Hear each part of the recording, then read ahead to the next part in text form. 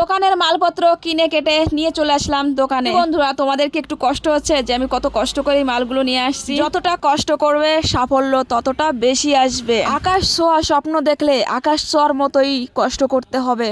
আর সেই কষ্টটা আমি করছি, অবশ্য এটা 5 বছর ধরেই করছি, কারণ আমার এই বিজনেসটার বয়স 5 বছর ওভার হয়ে গেছে। যাই হোক, কোথা থেকে এই মালগুলো এনেছি তোমাদের দেখিয়ে দিচ্ছি। এই দেখো, চলে এসেছি কিন্তু আমরা সিটি মার্কেটে। আর এই মার্কেটটি হচ্ছে ব্যাঙ্গালোরে।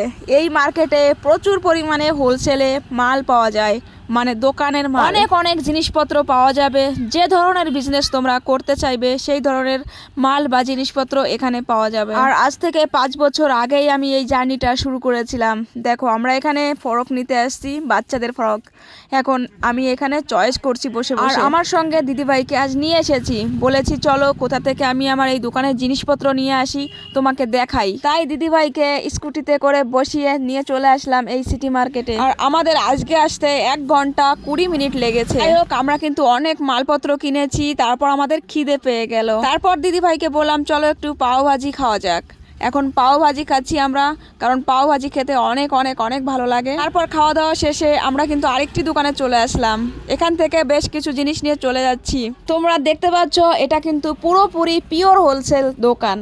পুরোপুরি কেনাকাটা কমপ্লিট করে যাওয়ার পথে দেখি বিরিয়ানির দোকান। এখান থেকে বেশ কিছু বিরিয়ানি নিয়ে নিলাম, কারণ সকালে তাড়াহুড়া করে চলে আসছিলাম আর এ সময় রান্নাটা ঠিকঠাক করে করতে পারিনি, তাই সবার জন্য একটু বিরিয়ানি নিয়ে নিলাম।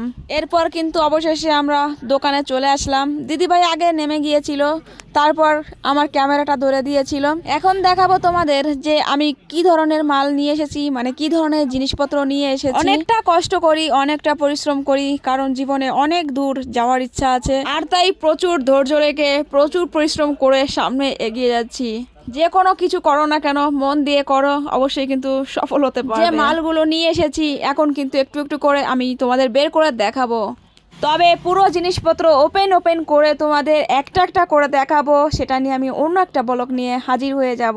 কারণ আমি এত বড় বড় ভিডিও তৈরি করি না, 3 মিনিটের উপরে আমি কোনো ভিডিও তৈরি করি না, কারণ আমি একদমই নতুন ইউজার। আর নতুন ইউজারদের ভিডিও, এত বড় বড় ভিডিও কেউ দেখতে চায় না। তোমরা যদি কেউ নতুন ভিডিও তৈরি করে থাকো, তোমরা কিন্তু আমার মতো ছোট ছোট খণ্ড করে 3 মিনিট করে একটা একটা লং ভিডিও তৈরি করে থাকবে। দেখবে অনেকটা ইজি হবে এই ছোট ছোট লং ভিডিওগুলো তৈরি করতে, এবং লোকজনও দেখতে খুব ভালোবাসবে। আমি জানি যে আমার ভিডিও ভালো হয় না, কিন্তু তারপরেও ভিডিও তৈরি করে যাই। বন্ধুরা, তোমাদের কাছে আমার একটি অনুরোধ থাকলো, আমার ফেসবুক পেজ থেকে যদি দেখে থাকো অবশ্যই কিন্তু একটু ফলো করে আমার সঙ্গে থাকবে। আর যদি ইউটিউব থেকে দেখে থাকো অবশ্যই সাবস্ক্রাইব করে পাশে থেকো। ভালো লাগলে একটু লাইক কমেন্ট করে জানিয়ে যেও।